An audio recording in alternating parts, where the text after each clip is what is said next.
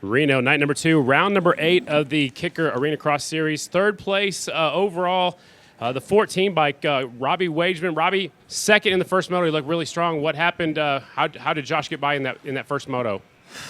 Plain and simple, he had a little more speed than me in that first moto. I thought I was riding good, and he was better in the whoops than me tonight. So yeah, I didn't put up too much of a fight with him. I knew he was a little faster, but yeah, I just tried to ride my heart out, man, and he ended up getting the better end of the stick. Second moto, not as good. A fourth place finish. You kind of got stuck in traffic a little bit. You started catching up to your teammate, and then just kind of settled into fourth. Was that just good enough, or you didn't have anything left? No, I mean, I got off to a bad start. Didn't nail it like I wanted to, and then yeah, I caught up to my teammate Cole, and he was ripping, and got behind him, and then there was only a few laps to go, and I had a little mistake in the whoops, and I just backed her down and rode it in. But it's always fun battling with my teammate. He's riding good. Again, man, I missed a couple rounds. I'm not I'm not gonna throw it in there on him. So it's just fun to ride with him. We gel pretty well, so that's good.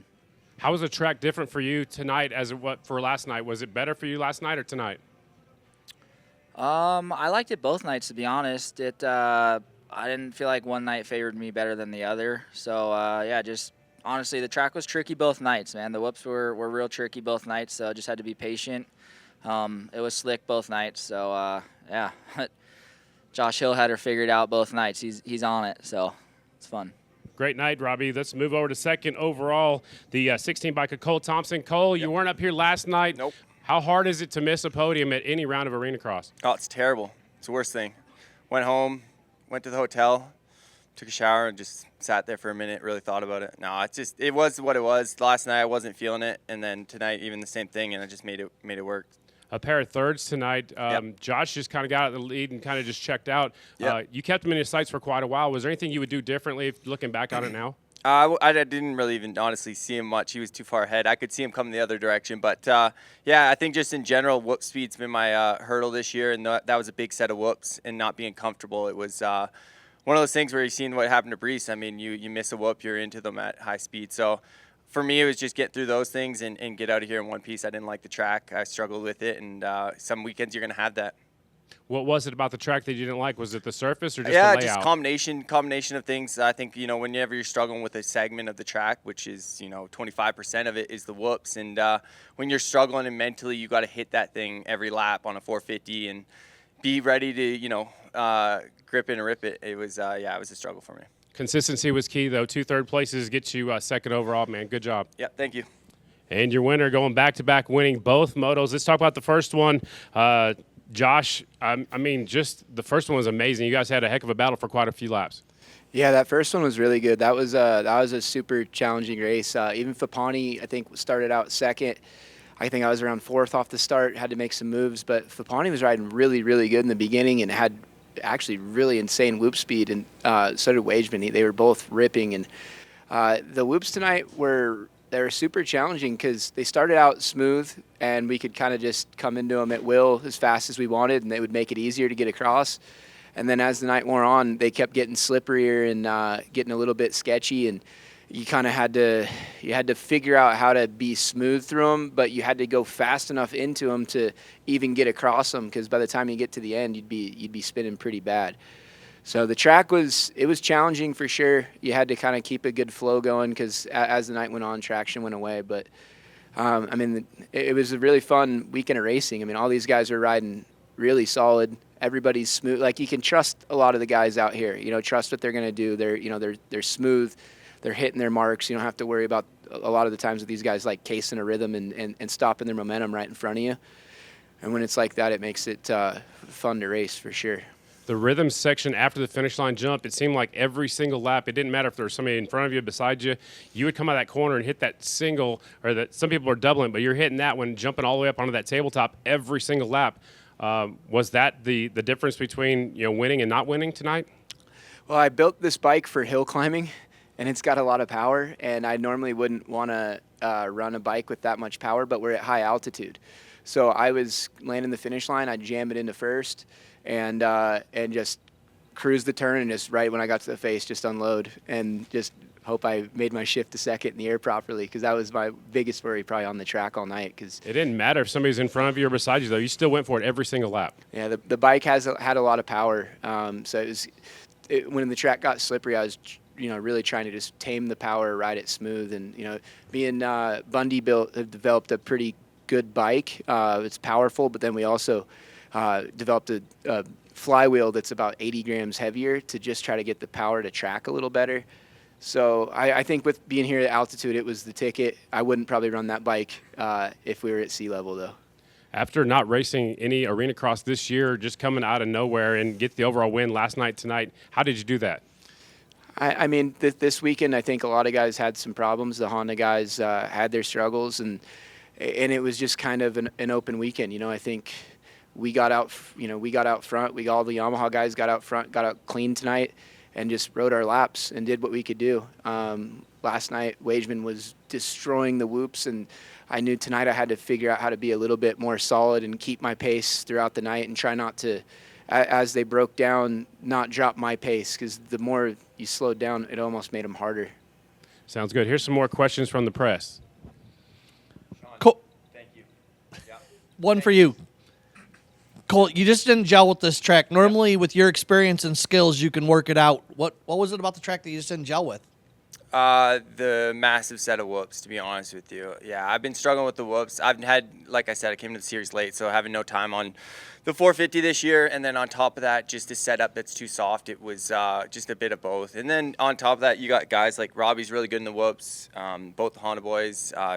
Josh, I've watched him hit the biggest whoops, throughout the years. So, like I said, I was up against a wall and just had to figure it out, and luckily just consistency. But overall, I just didn't have good vibes from the place, not in particular to anything with the track or just in general. Just sometimes you have races like that. So glad to be out of here in one piece, glad to be healthy.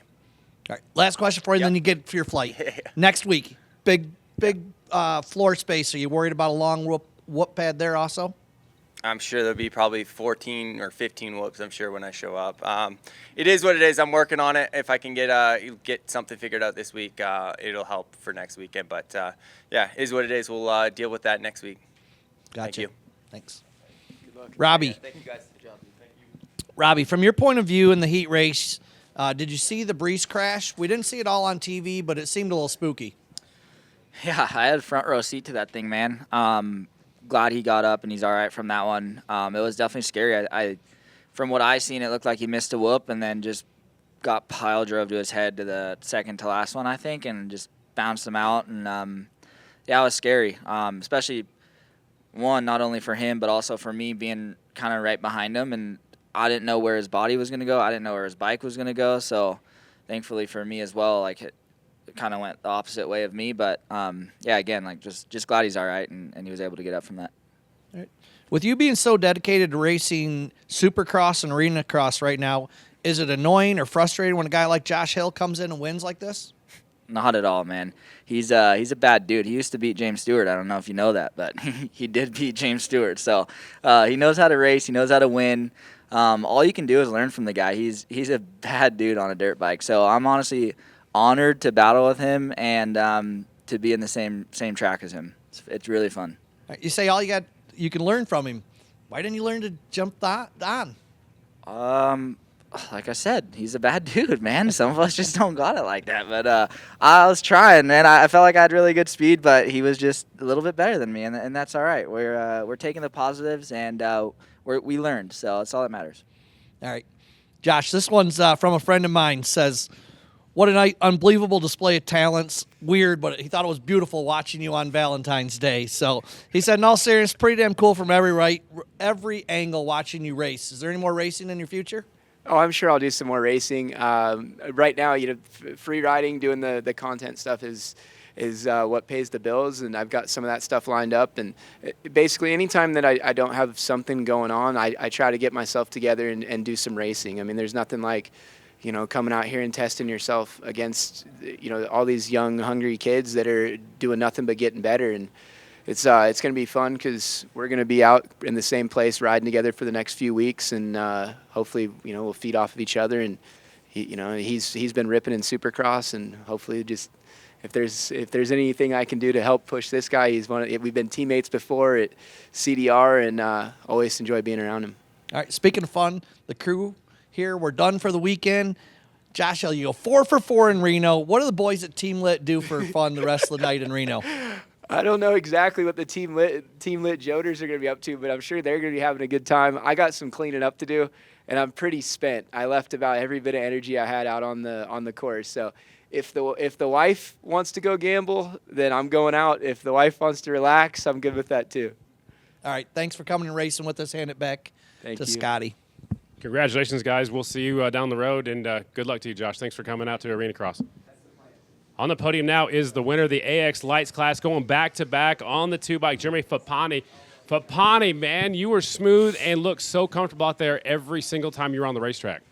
Yeah, it was a really good weekend for me. Had good starts. Besides, just got pinched on that last pro class, but besides that, had great starts, had good flow all weekend. So yeah, we're stoked. The lights class, it seemed like you made that look easy, like you weren't even trying really hard after you got out front. Was that an optical illusion, or were you still putting in solid laps? I mean, the track was super difficult with the big whoop pack, especially on a 250. So basically what I would do is just get out front, get a good start, and then lay down a good 4 or 5 sprint laps and get a good cushion, and then just try to, just lay down laps that are super repeatable. Let's talk about the AX Pro class. You go out there and get a 4th and a 5th on the 250, like you said, on this big track, the very long front straightaway. Those other guys can kind of walk away from you, but you hung tough. You were up front the entire night. How rewarding was that to you to get, it looks like 4th overall, I think?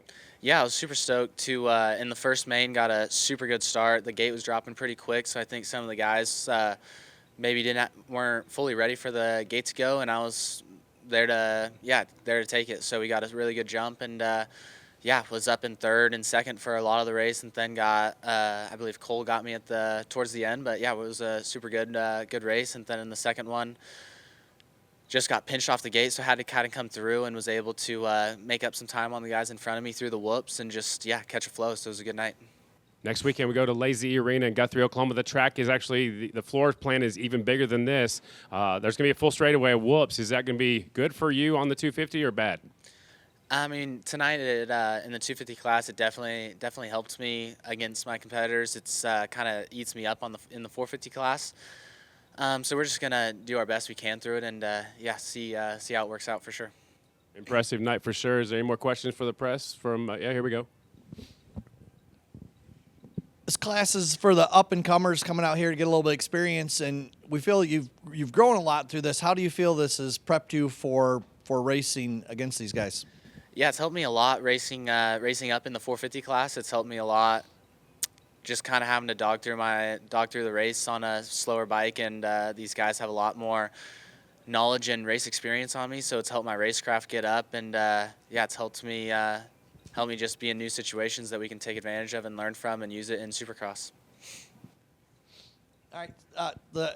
It's evident that you're gaining a lot of speed. I don't know if you saw it, but Josh Hill said you had a ton of whoop speed tonight. Do you feel like you've gained that speed from racing against these guys? Yeah, 100%. They've pushed me. Like I said, being on a slower bike, it definitely makes me have to ride up, but I'm stoked to have the opportunity to ride against these guys and have guys with their experience ride up, like a guy like Josh Hill. He's a dog, so stoked to get a compliment from a guy like him. You seem to have a great relationship with your mechanic. Can you tell us a little bit about that?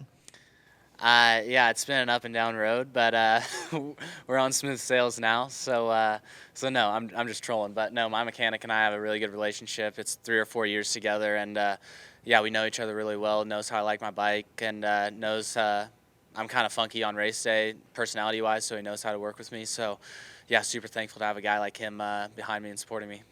That's going to wrap up our post-race conference here in Reno. We'll see you in the Lazy Arena in Oklahoma next week.